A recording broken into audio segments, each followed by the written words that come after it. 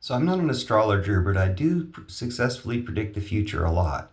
And I don't know if this is a future prediction or just logical, but it really feels like today could be the last day of Trump. That Trump could take his last breath in Texas after flooding those good people down there, after murdering dozens of little girls and hundreds of Texans with his floods and canceled weather response. He's responsible for the floods for preventing anybody stopping climate change. He and Putin and the oil companies are responsible for the floods and all these weather events to begin with. We should never stop blaming them for that. But he's even more directly responsible for canceling and firing all the weather reporters, firing all the emergency response, and making the rules so that Kristi Noem could block the emergency response for 72 hours. Imagine how many kids they could drown and kill in 72 hours. So he's done all this terrible stuff to Texas, and Texas is filled with very proud and sometimes very violent, very gun owning people.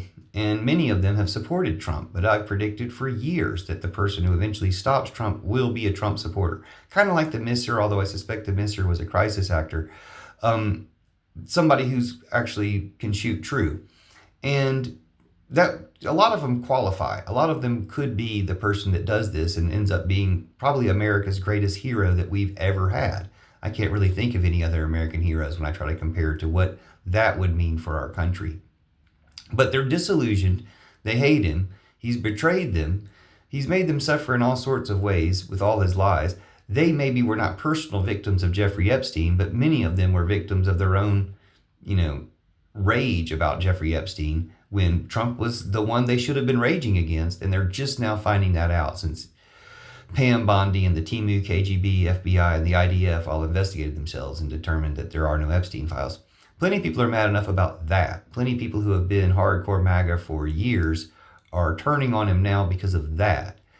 Other people might even feel more strongly about him killing their kids and relatives and fellow Texans. There's plenty of other things for people to feel betrayed about Trump about.